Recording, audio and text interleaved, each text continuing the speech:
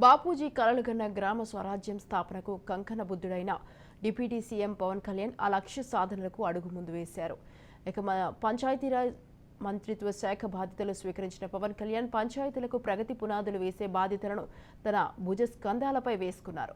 ఈ సందర్భంగా గత 4 రోజులుగా కురుస్తున్న వర్షాల కారణంగా ముంపునకు గురైన ప్రాంతాలను తుని నియోజకవర్గంలో సుమారు 7 పంచాయతీలు గుర్తించి ఒక్కొక్క పంచాయతీకి ₹1,00,000 చొప్పున ప్రకటించడం జరిగింది.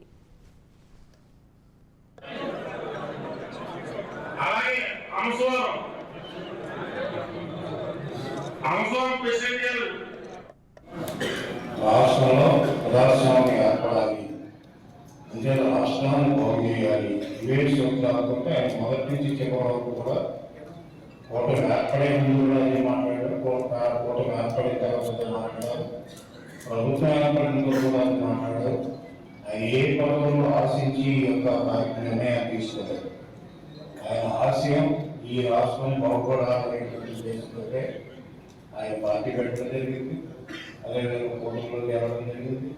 ఇప్పటికి కూడా అదే ఉద్దేశంతో, అదే అభిప్రాయంతో, అదే ఆశయాత్ర పనిచేస్తున్నటువంటి నాయకులు పవన్ కళ్యాణ్ గారు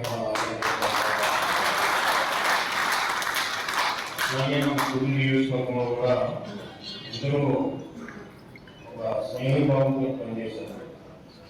ఇక్కడ జనసేన వేరు, తెలుగుదేశం వేరు, బీజేపీ వేరే దాంతో మన నియోజకవర్గం అందరూ కలిసికట్టుగా భారతీయ లేకుండా పనిచేశారు. కాబట్టి తుని నియోజకవర్గంలో మనం ఈసారి విజయం సాధించడానికి ప్రధానమైన కారణం కూటమి కూడా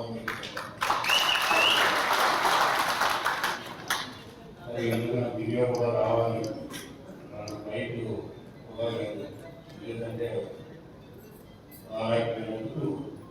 జనరల్గా మీటింగ్ వెళ్ళడం మానేసాం. ఎవరో ఒకరు రావాలి, నాన్నకి వస్తున్నారు కాబట్టి నేను ఏంటంటే సరే ఇల్లు పెట్టి రావడానికి అవకాశం ఉంటుంది. మన విజ్ఞప్తిని అందించి మన నియోజకవర్గంలో ఈ కార్యక్రమం పెట్టినందుకు వారికి ప్రత్యేకమైనటువంటి పవన్ కళ్యాణ్ గారు ఒకటి ఇంజనీరింగ్గా మా వాళ్ళు చెప్పారు. బాగా పంచాయతీకి 7,00,000 చొప్పున 400 పంచాయతీలు ఆయన సంపాదించినటువంటి ప్రభుత్వంలో కాదు, ఆయన స్వయంగా సంపాదించినటువంటి ఖర్చు. ఇక్కడ పంచాయతీలు 400 పంచాయతీలు, ఒక్కొక్క పంచాయతీకి 7,00,000 చెప్పించాలి.